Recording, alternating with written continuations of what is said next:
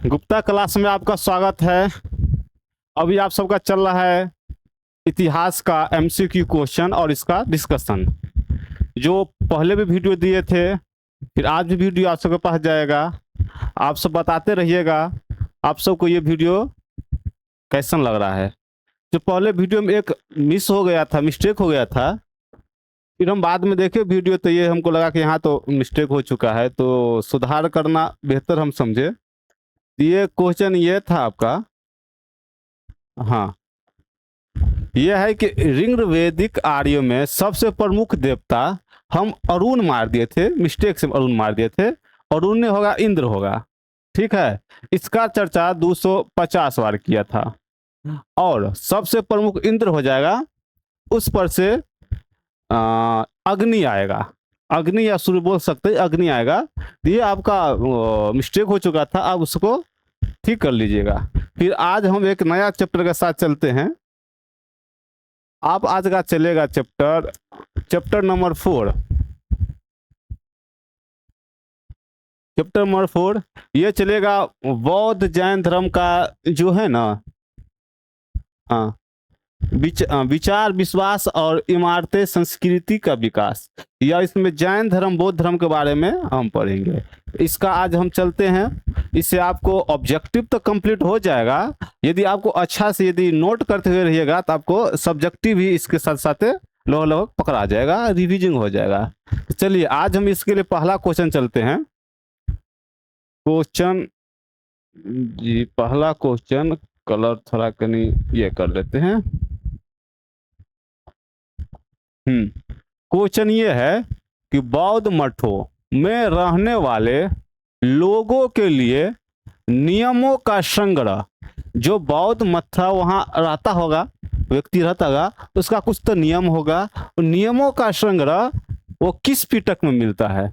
देखिए, बौद्ध धर्म का 3 पिटक है, उसे हम त्रिपिटक कहते हैं। क्या कहते हैं? त्रिपिटक कहते हैं, त्रिपिटक कहते हैं, उसको हम त्रिपिटक कहते हैं। इसमें 3 बुक है, 3 बुक है उसका। बौद्ध धर्म का हर मतलब कि अलग अलग कार्यक्रम को अलग तरीका से अलग बुक में दर्शाया गया है, इसको हम त्रिपिटक कहते हैं। एक जिसमें एक है शुद्ध पिटक, एक है अभिधम पिटक, एक है विनय पिटक। समझ गया ना? ये तीनों बुक है बौद्ध धर्म से संबंधित। तो आप क्वेश्चन क्या बोला है कि लोग जो रहते हैं तो कुछ नियम होगा, कानून होगा। नियम आपको किस पिटक में रखा गया है? ये नियम आपको विनय पिटक में मिलता है। किस पिटक में मिलता है? विनय पिटक में मिलता है। तो आंसर नंबर होगा सी, होगा विनय पिटक। चलिए अगला क्वेश्चन, क्वेश्चन नंबर 2 देखिए। क्वेश्चन नंबर 2 में क्या कर रहा है कि बौद्ध ने धर्मचक्र प्रवर्तक कहाँ किया? देखिए, धर्मचक्र प्रवर्तक ये होता है जो बौद्ध महात्मा बुद्ध पहली बार उपदेश कहाँ दिया था, उसको धर्मचक्र परिवर्तक कहते हैं। तो ये पहली बार आपको दिया था सारनाथ में। कहाँ दिया था? सारनाथ में।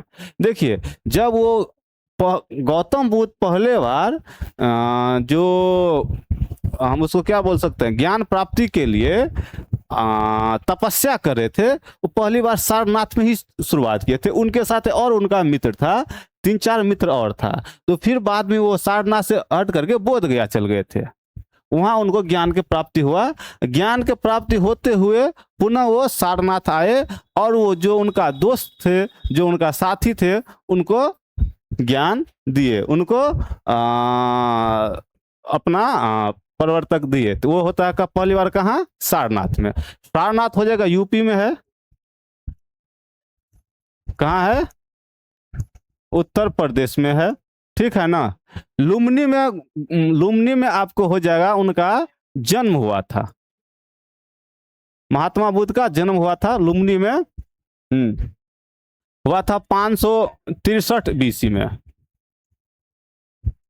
500 बोध गया, उसको ज्ञान की प्राप्ति हुआ था, ज्ञान की प्राप्ति हुआ था। कुशीनगर में उनको मृत्यु हुआ था, उसको कहेंगे महापरिनिर्वाण। क्या हुआ था? महापरिनिर्वाण। परिनिर्वाहन। देखिए, सिर्फ गौतम बुद्ध को महापरिनिर्वाण हुआ था। उनके बाद जितना भी बौद्ध प्रवर्तक थे उन सब के मृत्यु होगा तो उनको निर्वाहन बोलेंगे। उसको क्या बोलेंगे? निर्वाहन बोलेंगे। गौतम बुद्ध को महापरिनिर्वाण बोलेंगे, बाकी को हम निर्वाहन बोलेंगे। ठीक है।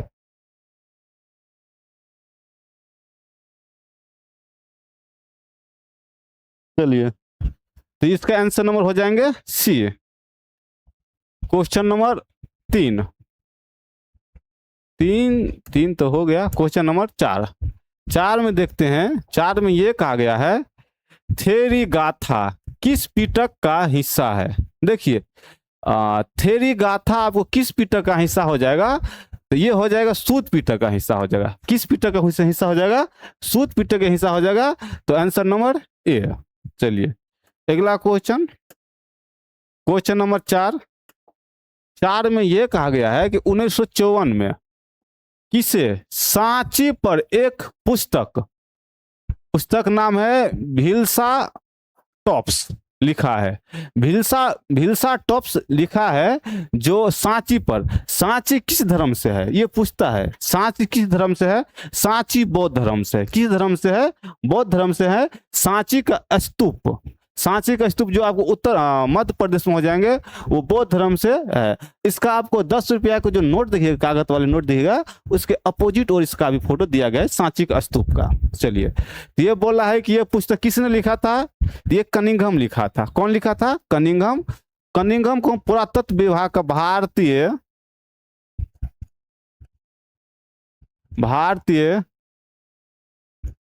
पुरातत्व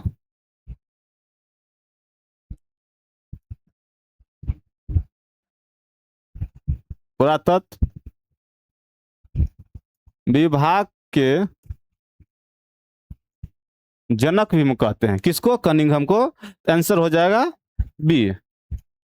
चलिए, आगे का क्वेश्चन ये है कि महात्मा बुद्ध का जन्म स्थान कहाँ है? वो बताए थे, महात्मा बुद्ध का जन्म स्थान लुम्बिनी, कपिल वस्तु के पास है। लुम्बिनी नेपाल। लुम्बिनी नेपाल में हुआ था।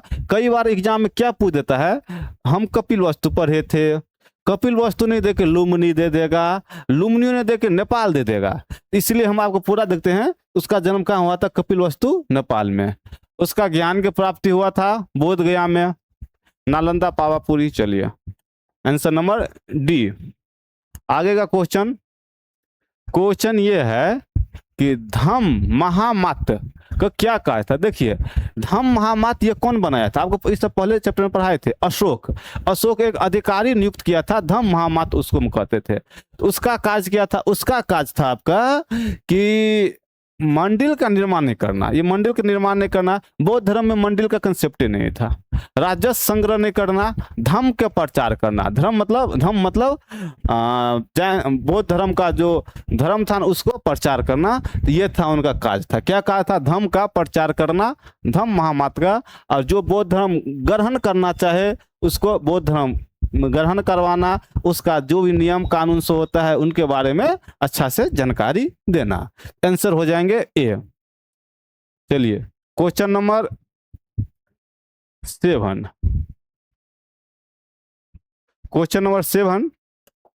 क्वेश्चन 7 क्या कह रहा है? कह रहा है ये कि हिंदू परंपरा में मोक्ष की प्राप्ति का क्या मार्ग है? देखिए, मोक्ष की प्राप्ति स्टूडेंट के लिए आज के समय मोक्ष की प्राप्ति मतलब सरकारी जॉब हो जाना, ये आज का कंसेप्ट है। समझ गए ना?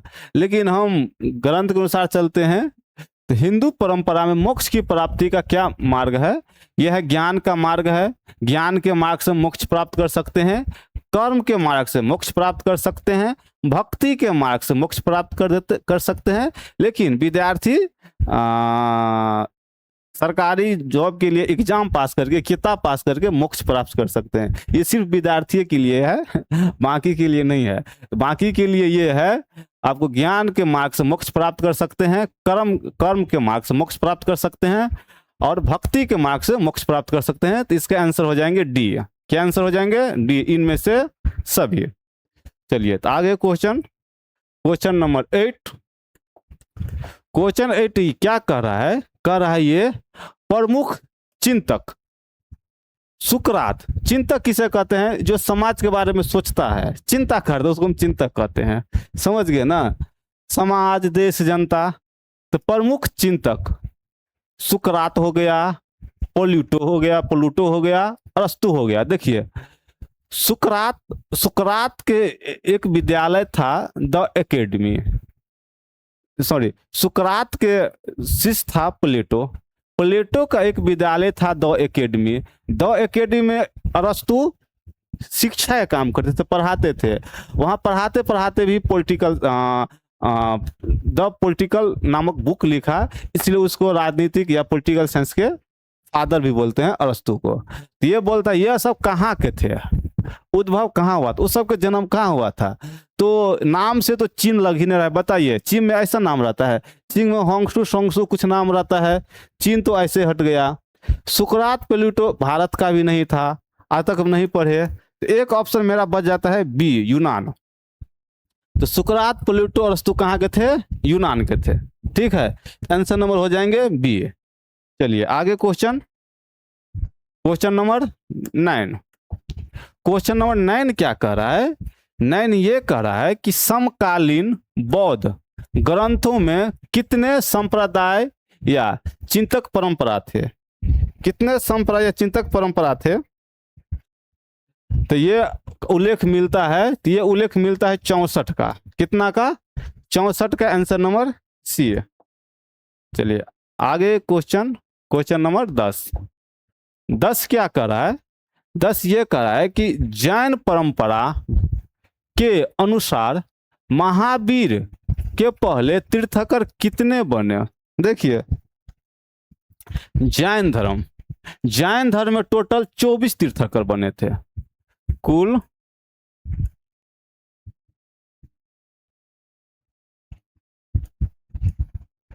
तीर्थकर कितना बने थे? 24 बने थे। तो हम 24 को तो नाम याद करना कोई जरूरत नहीं है, आप 24 को नहीं कर सकते हैं, लेकिन आप 2-3 को कर सकते हैं। एक ऊपर से कर लीजिए, एक नीचे से कर लीजिए, या 2 ऊपर कर लीजिए, 2 नीचे कर लीजिए, बीच को छोड़ दीजिए, कोई दिक्कत नहीं है का। तो पहला हो जाएगा आपको ऋषभ देव।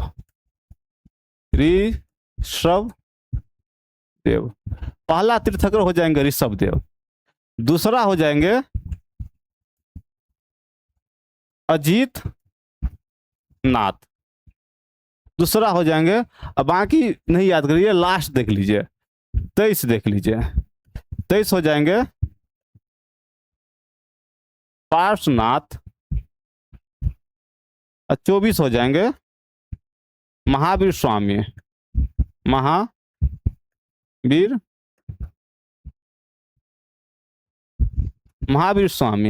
तो क्या बोल रहा है? आप देखिए, महावीर स्वामी से पहले तीर्थकर कितने थे? पहले 23 थे, तो पहले 23 मारेंगे। कुल पूछेंगे तो कुल 24 मारेंगे। पहला कौन होगा? तो ऋषभ देव होगा। दूसरा कौन होगा? तो अजीतनाथ होगा। 23वां कौन होगा? तो पार्श्वनाथ होगा। 24वां कौन होगा? तो महावीर स्वामी होगा। ये आप नोट कर लीजिएगा। ठीक है, क्वेश्चन नंबर 11। जैन धर्म के प्रथम तीर्थकर कौन थे? तो बता दिए थे, कौन थे? ऋषभ देव थे। ये हो जाएंगे पहला, ये हो जाएंगे 24वां, ये हो जाएंगे पार्श्वनाथ 23वां, अजीतनाथ हो जाएंगे दूसरा। चलिए तो इसका आंसर हो जाएंगे बी। जैन धर्म श्वेतांबर एवं दिगंबर संप्रदाय में कहाँ की सभा में विभक्त हुआ? तो देखिए जैन धर्म है ना, श्वेतांबर दिगंबर कब विभक्त हुआ? जैन धर्म जो था श्वेतांबर दिगंबर 2 भागों में कब विभक्त हो गया? कि 2 भाग विभक्त हो गया आपको पाटलिपुत्र सभा में। कब हुआ था? पाटलिपुत्र सभा में जैन धर्म के पहला सम्मेलन हुआ था। कौन सम्मेलन हुआ था? पहला सम्मेलन हुआ था जैन धर्म के, पहला सम्मेलन हुआ था। ये हुआ था 300 BC में हुआ था। ये हुआ था कहाँ? पाटलिपुत्रा में। पाटलिपुत्र, जिसको अभी हम क्या बोलते हैं? पटना बोलते हैं, ठीक है ना। इसका अध्यक्षता किए थे स्थूलभद्र, स्थूलभद्र किए थे, ठीक है ना। इसी में आपको जैन धर्म का विभक्त हुआ था श्वेतांबर दिगंबर में। तो देखिए श्वेतांबर क्या होता है, श्वेतांबर कौन मानता था, श्वेतांबर जो सफेद कपड़ा पहनता था, श्वेत कपड़ा धारण करता था, उसको हम क्या कहते हैं, श्वेतांबर कहते हैं, ठीक है। उसको हम क्या कहते हैं, श्वेतांबर कहते हैं। दिगंबर कहते हैं जो निर्वस्त्र रहते हैं,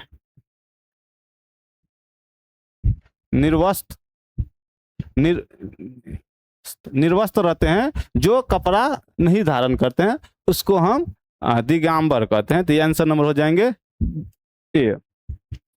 चलिए आगे क्वेश्चन, महावीर स्वामी की माता के नाम क्या थी, महावीर स्वामी के माता का नाम क्या थी, महावीर स्वामी के माता का नाम थी त्रिशला। क्या थी, त्रिशला।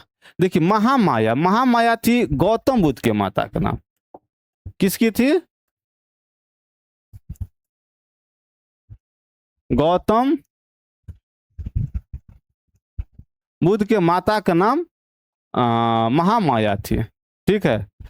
चलिए इसका आंसर हो जाएंगे यशोधरा, यशोधरा हो जाएंगे, उसका पत्नी का नाम हो जाएंगे अनुजा हो जाएंगे, महावीर स्वामी का बेटी के नाम हो जाएगा, पुत्री के नाम हो जाएंगे। इसका आंसर क्या हो जाएंगे, ए।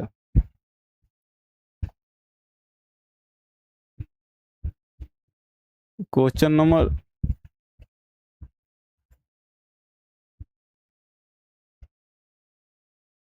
Mahavir Swami 14 number question, question 14 ये बोल रहा है कि किसने विष्णु के अवतार माना जाता है, किसे विष्णु के अवतार माना जाता है। देखिए विष्णु के अवतार, आपको विष्णु का 10वां अवतार या 10वां अवतार, ये आपको बुद्ध को माना जाता है। किसको माना जाता है, बुद्ध को माना जाता है विष्णु का अवतार। आंसर नंबर हो जाएंगे बी। महावीर स्वामी को ने, इंद्र को ने, वरुण को ने, बुद्ध को माना जाता है। तो आंसर नंबर सी। चलिए क्वेश्चन 15, क्वेश्चन 15 ये बोला है कि किस मंदिर में शेष नाग पर लटकी हुई विष्णु की प्रतिमा प्राप्त है। जो शेष नाग पर लटकी हुई विष्णु की प्रतिमा प्राप्त है, कौन सा मंदिर में। तो ये मंदिर आपको देवगढ़ की मंदिर, ये आपको यूपी में है। कहाँ है, ललितपुर, ललितपुर यूपी उत्तर प्रदेश में है। वहां पर ये मंदिर आपको मिलेगा कि शेष नाग पर लटका हुआ विष्णु के प्रतिमा है, ठीक है ना। कैलाश मंदिर ये एलोरा गुफा महाराष्ट्र में है,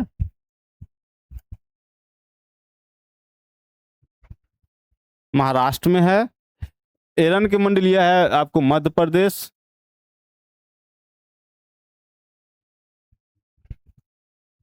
और तिहवा के मंदिर भी मध्य प्रदेश में है,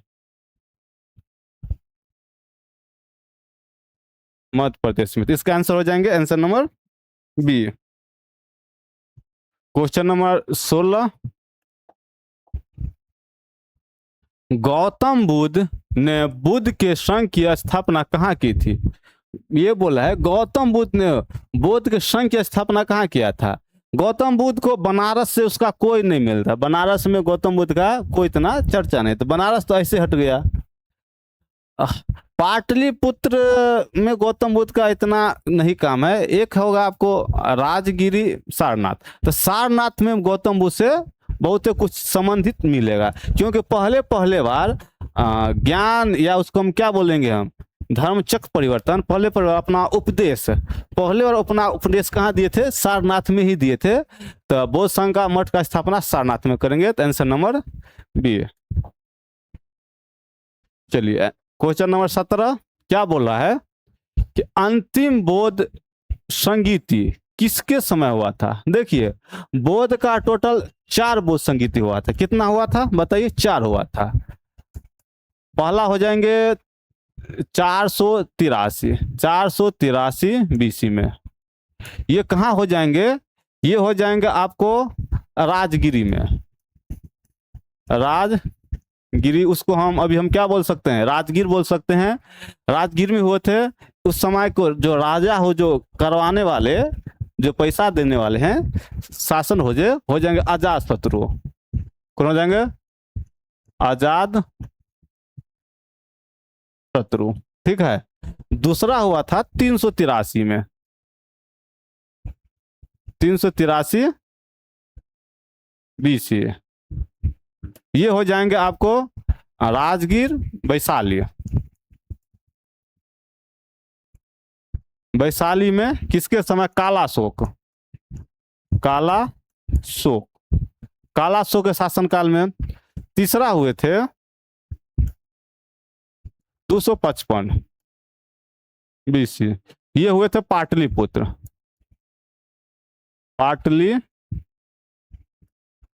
पाटलिपुत्र ये हो जाएगा अशोक के समय में। अशोक के समय में। चौथा हो जाएंगे पहली शताब्दी।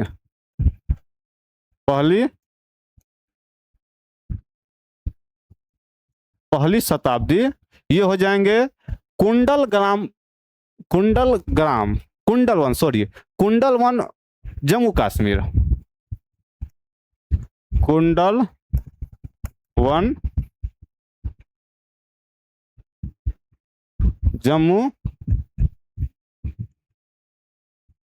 जम्मू कश्मीर।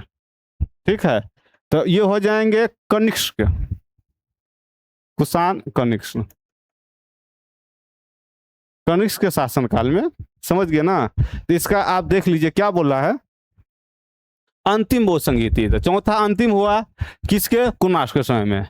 ये हो जाएंगे कनिष्क के समय में। Answer number C. चलिए 17 नंबर क्वेश्चन, 18 नंबर क्वेश्चन। बौद्ध के लिए सबसे पवित्र स्थान को क्या कहते हैं? बौद्ध के लिए सबसे पवित्र स्थान को क्या कहते हैं? स्तूप कहते हैं। देखिए स्तूप क्या होता है? बौद्ध से संबंधित जो भी काम क्रिया होता है, या जो होता है बौद्ध गौतम बुद्ध मरे तो उनका जहां जहां पद चिन्ह हुआ, जहां जहां गए थे वहां वहां एक स्तूप बनाया जाता है। वो स्तूप होता है, सबसे पवित्र मानता है स्तूप को। चैत्य क्या होता है? चैत्य होता है जो बौद्ध धर्म में प्रार्थना स्थल। क्या होता है? प्रार्थना स्थल। प्रार्थना स्थल को हम चित्त कहते हैं। यह क्वेश्चन दरोगा में पूछा हुआ था। चित्त। विहार क्या होता है? देखिए यही बिहार से बिहार शब्द बना है। समझ गए ना? तो जहाँ जैसे बौद्ध भिक्षु होते थे, पूरा समय सालों भर घूम घूमते भिक्षा ग्रहण करते थे। और जब बारिश के समय होता था तो कहाँ घूमेंगे? तो एक ठमन आके एकत्र होके वो सब रहते थे। जब बारिश खत्म होगा तो फिर निकला जाएगा। तो वो बिहार में आके रहते थे। समझ गए ना? तो जहाँ बौद्ध भिक्षु एक ठमन इकट्ठा होकर रहते थे उसको हम विहार बोलते हैं का। जहाँ उसको रहने का एक ठमन जो उसका कुटिया टाइप का जो भी कुछ बोल सकते हैं वो रहेंगे, चाहे इकट्ठा होकर रहेंगे, उसको हम विहार बोलते हैं। तो रहने का स्थल को विहार कहते हैं। तो सबसे पवित्र स्थल इसमें हो जाएंगे स्तूप हो जाएंगे। तो आंसर नंबर ए। क्वेश्चन 9। बौद्ध ने भिक्षुओं के निवास के लिए किसका निर्माण किया? वही आ गया, निवास के लिए विहार का निर्माण किया। उसको तो पहले क्वेश्चन में कर दिए थे। क्वेश्चन नंबर 20 ये बोल रहा है कि चतुर्थ बौद्ध संगीति का आयोजन कहाँ हुआ था? तो ये तो कर दिए। तो कहाँ हुआ था चतुर्थ? श्रीनगर। जम्मू कश्मीर, कुंडल वन, वही हो जाएंगे। Answer number B.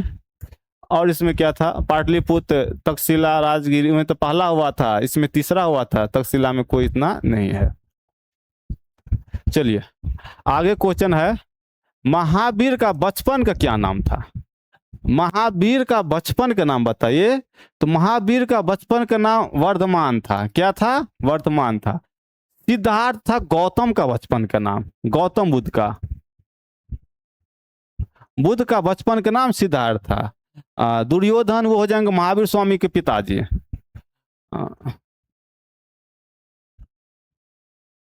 महावीर के उसको हम क्या बोल सकते हैं का?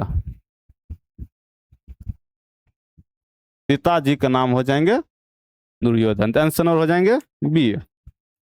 चलिए 21 number question, 22 number. Gautam Buddha का ज्ञान किस नदी के किनारे मिला था? जो उसका ज्ञान है ना, किस नदी में मिला था? तो ज्ञान आपको कहाँ मिला था? तो मिला था बोध गया में। कहाँ मिला था? बोध गया में। नदी बोल रहा है तो निरंजना नदी। कौन नदी? निरंजना। उसको वर्तमान में फल्गु बोलते हैं। इस नदी को क्या बोलते हैं? फल्गु नदी बोलते हैं। एक बहुत चर्चित में था बिहार में, इस नदी पे रबर का डैम बनाया था बिहार सरकार। जब नीतीश जी के शासनकाल थे तो फल्गु नदी पे रबर का डैम बनाया था। बहुत चर्चित का ये विषय था, समझ गए ना। तो निरंजना नदी, उसको वर्तमान में फल्गु कहते हैं। वहीं पे उसका ज्ञान की प्राप्ति हुआ था पीपल पेड़ के नीचे। किस पेड़ के नीचे? पीपल पेड़ के नीचे। क्वेश्चन नंबर 23, गौतम बुद्ध का माता क्या नाम था? तो देखिए, उनका जो पालन पोषण किया था महामाया, ये उसका मौसी थी। कौन थी? मौसी थी।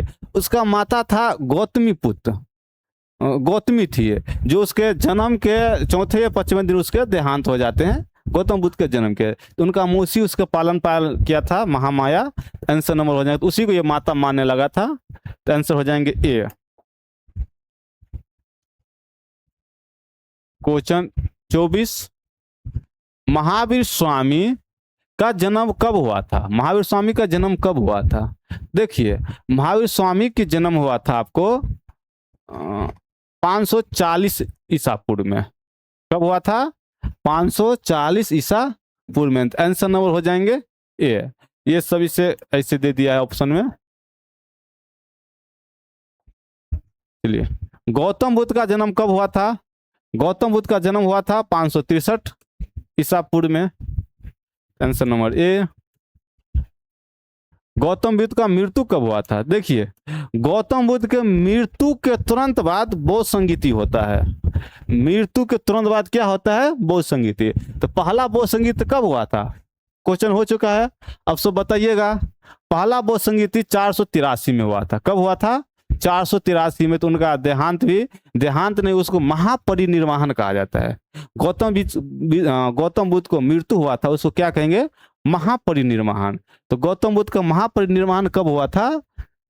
483 ईसा पूर्व में महापरिनिर्वाण हुआ था। Answer number A. प्रथम बौद्ध संगीति कहाँ हुआ था? बताइए, प्रथम बौद्ध संगीति कहाँ हुआ था? बताए थे, कहाँ हुआ था? राजगिरी में हुआ था, प्रथम हुआ था, वही हुआ था ना। यहाँ तक उसका ज्ञान की प्राप्ति हुआ था। सारनाथ में पहली बार वहां उपदेश दिया था। आंसर नंबर सी। 27 का 28, सांची का स्तूप का संबंध किस धर्म से है? वो तो बताए थे, सांची का स्तूप बौद्ध धर्म से है। सांची का स्तूप आपको मध्य प्रदेश में मिलेगा, बौद्ध धर्म से है। Answer number A.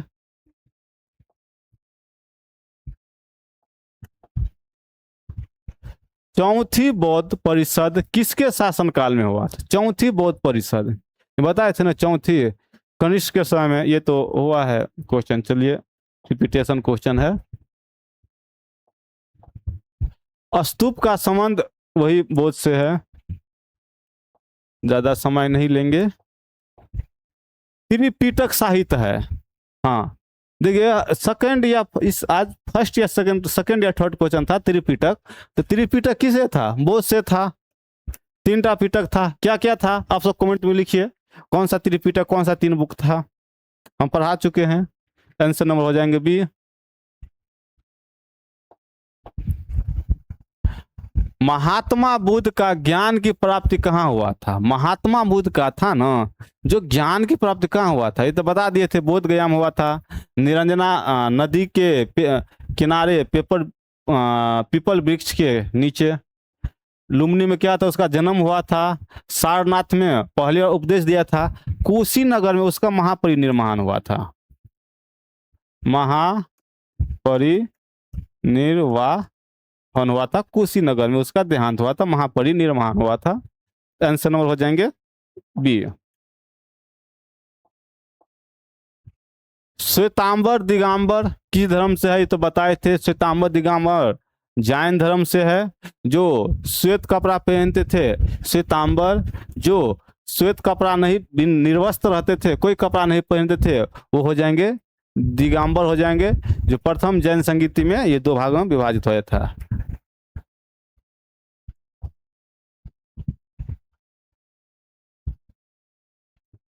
24। Hinayana Mahayana, जैसे जैन धर्म दो भागों में टूटा था, ऐसे बौद्ध धर्म ही दो भाग में टूटता है, हीनयान महायान। तो हीनयान महायान आपको बौद्ध धर्म से हो जाएंगे। ये चौथी बोध संगीति के बाद, चौथी बोध संगीति के बाद ये दो भाग में टूटा था, समझ गए ना। हीनयान क्या था, जो पुराने परंपरा को मान रहा था, जो गौतम बुद्ध का जो मूल सिद्धांत था उसको मान रहा था हीनयान। जो बुद्ध का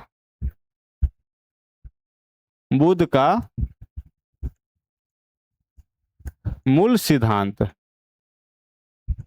सिद्धांत को मान रहा था हीनयान। महायान था जो थोड़ा मोड़ा मॉडिफाई कर दिया, क्या कर दिया, थोड़ा मोड़ा मॉडिफाई कर दिया उस धर्म को। तो ये उसको हम क्या बोल सकते हैं का, मतलब कि जैसे गौतम बुद्ध कहा था कि मूर्ति पूजा नहीं करना है, मूर्ति नहीं बनाना है, महायान में मूर्ति पूजा करने लगा, मूर्ति बनाने लगा। गौतम बुद्ध कहे थे धन इकट्ठा नहीं करना है, इसमें धन इकट्ठा करने लगा, थोड़ा मोड़ा इसमें चेंजिंग करने लगा महायान में, समझ गए ना। ये है तो बोध हो गया, मूल सिद्धांत को मान ला जो महात्मा बुद्ध मानते थे उसमें कुछ परिवर्तन किया, महात्मा बुद्ध के सिद्धांत को परिवर्तन किया। महात्मा बुद्ध के सिद्धांत में समय के साथ परिवर्तन क्या, ये किस में, ये महायान में। तो आंसर नंबर हो जाएंगे बी। चलिए क्वेश्चन नंबर 35। बौद्ध ग्रंथ में त्रिपिटका की रचना हुई थी। बौद्ध धर्म तो क्या हुए थे, बौद्ध धर्म में त्रिपिटक की रचना हुई थी, क्यों? महात्मा बुद्ध के जन्म से पूर्व हुआ था, नहीं जन्म से पहले कैसे हो जाएगा ये भाई, महात्मा बुद्ध के जीवन काल में हुआ था, जीवन काल में हो भी सकता है, कोई दिक्कत नहीं है। महात्मा बुद्ध के निर्वाहन प्राप्त करने के बाद मिला था। हाँ, निर्वाहन मतलब उसका ज्ञान के प्राप्ति हुआ, नहीं सॉरी, निर्वाहन मतलब उसका जो मरा ना उसके बाद उन बातों सबको बुक में संग्रह करने लगा, समझ गए ना। तो महात्मा बुद्ध के निर्वाहन के बाद ये हुआ था, जीवन काल में नहीं हुआ था, समझ गए। आंसर नंबर हो जाएंगे बी। चलिए क्वेश्चन हो जाएंगे 36। सूत विभाग खंडका परिवार के 3 भाग थे, किस परिवार के 3 भाग थे? सूत विभाग खंडका परिवार के 3 भाग थे, किसका थे? ये हो जाएंगे आपको बिना पिटक के हो जाएंगे, किसका हो जाएंगे? बिना पिटक के हो जाएंगे। Answer number A.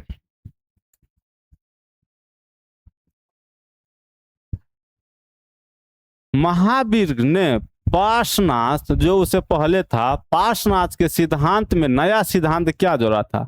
देखिए पार्श्वनाथ दिया था 4 सिद्धांत, क्या दिया था? 4 सिद्धांत। इसमें ब्रह्मचार्य नहीं थे आता, जो महावीर स्वामी आता है ना, ब्रह्मचार्य जोड़ देता है का। अहिंसा दिए थे, सत्य दिए थे, अपगिरी दिए थे, और धन का संग्रह नहीं करना है वो भी दिए थे, लेकिन ब्रह्मचार्य वाले बात नहीं दिए थे। जो वो आते हैं महावीर स्वामी वो ऐड करते हैं ब्रह्मचार्य मतलब शादी नहीं करना है का। यही सब जैन धर्म के अंत का कारण हो गया कि आप देखिए इसमें सीधे बोल देना, आपको जैन धर्म मानना है तो शादी नहीं करना है, शादी नहीं करना है तो बताओ कौन जाएगा इसमें, तो दिक्कत हो जाएगा ना, बिना शादी के कैसे हो सकता है का। और शादी नहीं करेगा तो फिर ये धर्म को आगे तक कैसे बढ़ पाएगा?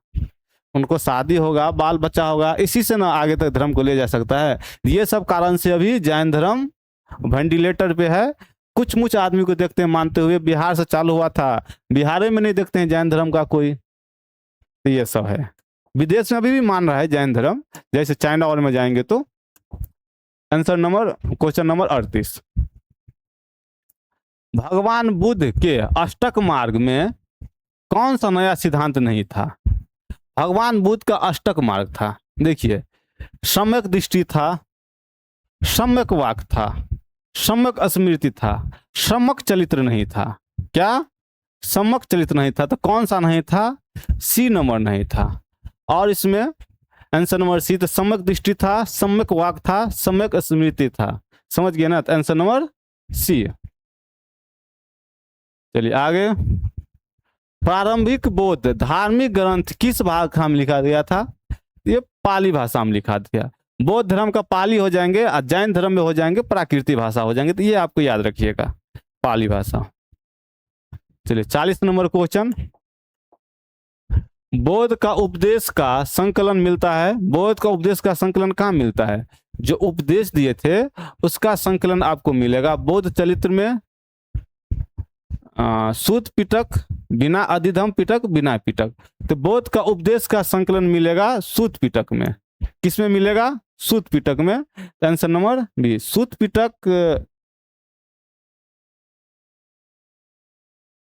हाँ, सूत पिटक में आंसर नंबर बी। चलिए 41 नंबर क्वेश्चन। बौद्ध के सारनाथ में दिए गए प्रथम प्रवचन क्या कहलाती है? तो धर्मचक्र परिवर्तन कहलाते हैं। क्या कहलाते हैं? धर्मचक्र परिवर्तन कहलाते हैं, जो सारनाथ में पहले उपदेश दिए थे। तो चलिए आंसर नंबर हो जाएंगे बी। क्वेश्चन 42। महात्मा बुद्ध को महापरिनिर्वाण प्राप्त कहाँ हुए थे? बता दिए थे, कुशीनगर में हुए थे। वहाँ जो हम क्या बोलते हैं, सब्जी, किस चीज़ का सब्जी खाए थे? अपना आम भाषा में गोबर छत्ता बोलते हैं, और उसको और क्या बोलते हैं? जो आम भाषा में अरे लोकल भाषा में गोबर छत्ता बोलते हैं, उसको दिमाग से हट रहा है। उसी का सब्जी खाए हुए थे। तो मशरूम मशरूम का सब्जी खाए थे। तो मशरूम का बहुत प्रजाति होता है, क्या पता वो वैसा प्रजाति वाला खा लेंगे जो मशरूम में जहर होंगे, पॉइजनस होंगे। तो उसका खाए थे, तो उसका महापरिनिर्वाण हुए थे कुशीनगर में। तो आंसर नंबर सी। अब खाए थे या उसको रसोईया खिला दिया था, वो तो ऊपर वाला जानेगा। बौद्ध मत जैन मत का उदय हुआ था, कब हुआ था? ये बौद्ध जैन का उदय हुआ था आपको 6ठी शताब्दी में। कब हुआ था? 6ठी शताब्दी में शुरुआत में हुआ था। तब तो 500 इसका होता है, कब जन्म होता है? 563। इसका होता है 540 बीसी में, बीसी 6ठी शताब्दी ईसा पूर्व। यही क्वेश्चन दोहरा गया है। बौद्ध साहित्य में 6 महानगरों के संदर्भ में आता है, निम्न में से कौन सा शामिल नहीं है? देखिए, राजगिरी शामिल है, काशी और चंपा शामिल है, साकेत और कौशाम्बी शामिल है, उज्जैन और तोसली शामिल नहीं है का। देखिए, जैन बौद्ध धर्म है ना, आपको दक्षिण भारत में ज्यादा नहीं उसको मिलता है, उत्तरी भारत में उसका था जो भी था। तो ये आपको उज्जैनी तो सर वो दक्षिण भारत का सर हो जाता है। तो ये आपको डी नंबर नहीं हो जाएंगे, answer number D. Question 46। Buddha चलित की रचना किसने की थी? देखिए, ये की थी अशोक की थे। अशोक घोष पहले पाटलिपुत्रा में रहते थे, ये कवि थे, ठीक है। तो ये कनिष्क आए पाटलिपुत्रा पर आक्रमण किए थे। तो आक्रमण किए थे तो उनको ये अशोघोष मिला, ये उनको बौद्ध धर्म का ज्ञान उनको देने लगे। तो अशोघोष को पकड़ के लेके चल गए थे। आप पता है कि बौद्ध धर्म के बारे में सारा कुछ सब नॉलेज लेने लगे थे। इसीलिए जब वो जम्मू कश्मीर में बौद्ध संगीति, चौथा बौद्ध संगीति करता है, इसका अध्यक्ष अश्वघोष को ही, उपाध्यक्ष अश्वघोष को ही बनाते हैं। तो बौद्ध चलित तो कौन लिखा है? अश्वघोष लिखा है। तो आंसर नंबर बी है। सांची मध्य प्रदेश के किस जिला में है? तो ये रायसेन जिला में, ज्यादा इसमें समय नहीं लेना है, रायसेन जिला, आंसर नंबर बी।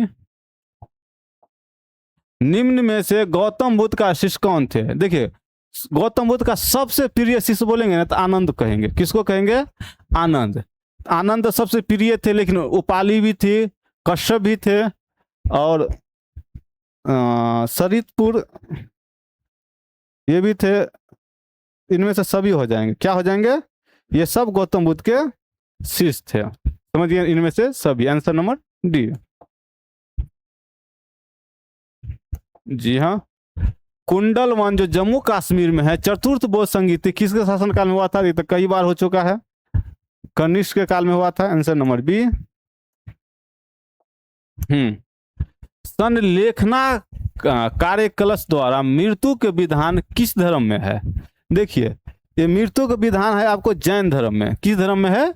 जैन धर्म में। इसमें ये कहता है, संलेखना में ये होता है कि आपको मृत्यु होना, मरना है ना, तो आपको मरना है तो आपको क्या करना है? पहले आपको शरीर को कष्ट देना है। क्या देना है? शरीर को कष्ट देना है।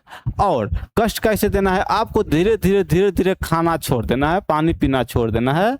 तो आपको धीरे धीरे छोड़ देंगे तो एक समय ऐसे हो जाएगा, आपको खाने बिना ही आपका शरीर प्राण त्याग देगा। वही होगा संलेखना विधि। तो ये हो जाएंगे, जैसे ये कौन सा वंश था? मौर्य वंश के संस्थापक चंद्रगुप्त मौर्य थे। वो भी चंद्रगुप्त मौर्य अपना प्राण संलेखना प्रक्रिया से ही दिए हुए थे। तो ये हो जाएगा आंसर नंबर ए। आखिर में जैन धर्म अपनाते हैं चंद्रगुप्त मौर्य, इस प्रक्रिया से दिए हुए थे। नाथ मुनि का संबंध किससे है? नाथ मुनि का संबंध वैष्णव धर्म से है। किस धर्म से है? वैष्णव धर्म से। ये आपको दक्षिण भारत का क्या है? दक्षिण भारत का संबंध है। दक्षिण भारत में वैष्णव धर्म का ये क्या कर रहे थे? अगुवाई कर रहे थे। ये हो जाएंगे वैष्णव धर्म से। समझ गए ना, नाथ मुनि। अगला क्वेश्चन ये है, कालिदास, भवभूति, सुबंधु एवं वानभट्ट किस धर्म से थे? ये सब थे शैव धर्म से, शिव धर्म से थे। किस धर्म से थे? शिव धर्म से, शैव धर्म से। तो आंसर में हो जाएंगे सी। अपार, सुंदरमूर्ति एवं नंदन के संबंध किस धर्म से? ये भी हो जाएंगे शैव धर्म से। आंसर नंबर सी, शैव धर्म। हाँ, शैव धर्म के हो जाएंगे। जो शैव धर्म का भी बहुत ब्रांच है, जैसे हो गया लिंगायत ब्रांच, कपाली ब्रांच, ये सब हो जाएंगे। तो शैव धर्म में कपाली ब्रांच जो यहाँ रहते हैं, कपाली ब्रांच क्या बोलते हैं? मुर्दा के बीच में, जिसको अघोरी बोलते हैं। समझ गए ना? Answer number C. हाँ, यहाँ देखिए ये मिल गया। भवभूति के मालती माधव के किस संप्रदाय थे? ये थे कपाली संप्रदाय। ये क्या होते हैं? वो खाना भी खाते हैं ना, पानी भी पीते हैं ना। जो मगज का खोपड़ा होता है, कपाल होता है, इसमें खाना खाते हैं। और वो जहाँ बॉडी को जलाया जाता है वहां रहता है, उसका राख लगाते रहते हैं। उसको नंगा साधु भी कहते हैं। समझ गए ना? इसमें चलिए टेंशन नंबर हो जाएंगे सी। क्वेश्चन नंबर 55, बाणभट्ट ने कादम्बरी ग्रंथ किस संप्रदाय के उल्लेख में लिखा है? बाणभट्ट का है कादम्बरी ग्रंथ। ये आपको पशुपत के संप्रदाय में लिखा है। पशुपत भी शिव धर्म का ही ब्रांच है, कपाली भी शिव धर्म का ब्रांच है, लिंगायत भी शिव धर्म का ब्रांच है, शैव भी शिव धर्म का ब्रांच है। तो आंसर हो जाएंगे डी। वीर शैव लिंगायत आंदोलन का जनक किसे कहा जाता है? तो वीर शैव हो गया। लिंगायत का आंदोलन बास पनप्पा कहा जाता है। किसको कहता है? बास पनप्पा को कहा जाता है। तो आंसर नंबर सी। बौद्ध परंपरा में अशोक कितने स्तूप? बौद्ध परंपरा में अशोक 64,000 स्तूप, 64,000 स्तूप किए थे। कितना हजार? 64,000 स्तूप बनवाए थे। तो आंसर नंबर डी। बौद्ध धर्म का सब बहुत बड़ा मानने वाले अशोक थे। बौद्ध धर्म का बहुत काम किए बौद्ध धर्म में। हीनयान पुस्तक किस भाषा में? हम बोले थे, जैसे देखिए आपको हीनयान किससे संबंधित है बताइए। तो हीनयान है बौद्ध धर्म से संबंधित। किस धर्म से संबंधित? बौद्ध धर्म से संबंधित हीनयान है का। तो बौद्ध धर्म से है तो बौद्ध धर्म का ज्यादा चीज आपको पाली भाषा में मिलेंगे। किस भाषा में? पाली भाषा में लिखेंगे। प्राकृति रहेगा तो आपको जैन धर्म में जाना है प्राकृति। तो बौद्ध धर्म है तो answer number B. Question number 59, Mahavir का जन्म हुआ था, महावीर का जन्म हुआ था कुंडलवन वैशाली में हुआ था। कहाँ हुआ था? कुंडलवन वैशाली। जो वैशाली हाजीपुर आप सब बोलते होगा, हाजीपुर का केला, वही हाजीपुर वैशाली है, तो वही उसका जन्म हुआ था कुंडलवन वैशाली में। आंसर नंबर सी है। चलिए आगे क्वेश्चन 60 नंबर क्वेश्चन, बौद्ध का बचपन के नाम क्या हो जाएंगे? बचपन के नाम हो जाएंगे वर्धमान। सिद्धार्थ हो जाएगा गौतम बुद्ध का नाम। चलिए तृतीय बौद्ध संगीति कहाँ यूज हुआ? वो आप सबको हम बता दीजिए। तृतीय बौद्ध संगीति कहाँ? पाटलिपुत्रा में। यहाँ हुआ था पहला, यहाँ हुआ था दूसरा, यहाँ हुआ था तीसरा, यहाँ हुआ था चौथा बौद्ध संगीति। तो आंसर नंबर हो जाएंगे बी।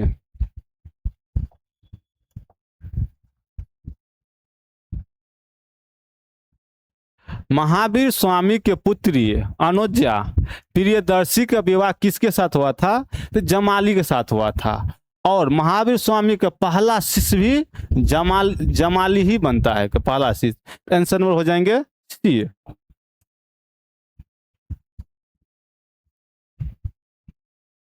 जैन धर्म के 24वें तीर्थंकर कौन थे? महावीर स्वामी। इसमें तो महावीर स्वामी, ज्यादा समय नहीं लेंगे, इस सब क्वेश्चन सब हो गया है। 5वीं सदी में निर्मित देवगढ़ जो उत्तर प्रदेश में है मंदिर किस देवता के है? ये विष्णु भगवान के है। विष्णु के 10वां अवतार के बारे में वहां चर्चा किया गया है, तो विष्णु भगवान के है। तो आंसर नंबर बी। पुरी के जगन्नाथ मंदिर में किस देवता की मूर्ति मिलता है? देखिए अभी रथ यात्रा हुआ था, इसमें भक्त भी हुआ था, कई आदमी के जान भी गए थे, कई आदमी घायल भी हुए थे। यहाँ समझे पुरी का जो रथ यात्रा होता है, हर साल लाखों मात्रा में आदमी, कई लाख, लाखों ने कई लाख मात्रा में आदमी उसको रथ को खींचने के लिए आते हैं, वहाँ मन्नत मांगने के लिए आते हैं। तो इसमें किस किस का मूर्ति है? इसमें कृष्ण का भी मूर्ति है, बलराम भाई बलराम का मूर्ति है, बहन सुभद्रा की मूर्ति है, तीनों का मूर्ति। इसलिए आपको देखिएगा जो पुरी का जो जगन्नाथ मंदिर का जो रथ में निकलता है, यहाँ किस कहीं पे उसका जो मूर्ति मिलेगा तो एक फोटो नहीं मिलेगा, 3 गो भगवान के फोटो मिलेगा। कितना को? 3 गो। यही तीनों भगवान रहते हैं पुरी के रथ यात्रा में, और बहुत बहुत बहुत प्रसिद्ध है वहाँ के रथ यात्रा। हर साल निकलते हैं, बहुत मात्रा में निकलते हैं, आदमी रहता है, बहुत आदमी रहता है, और उनको खींचा जाता है का रस्सी के मदद से, काट के बना रहता है रथ। आंसर क्या हो जाएंगे? डी हो जाएंगे। आंसर हो जाएंगे डी। चलिए आज हम 65 क्वेश्चन देखे, ये चैप्टर नंबर 4 का था। आप सब बताइएगा क्वेश्चन कैसन लग रहा है, किस प्रकार के क्वेश्चन है, कमेंट में बताइएगा। सब्सक्राइब भी करिएगा, अपना दोस्तों तक शेयर करिएगा, जो कि आपको 12th का एग्जाम या आगे कंपटीशन का एग्जाम में भी क्वेश्चन यहाँ से आता है, और आपको क्वेश्चन बनेगा, लाभदायक सिद्ध होगा। तो बताइएगा कमेंट में आपको ये वीडियो कैसन लगा। थैंक यू, धन्यवाद।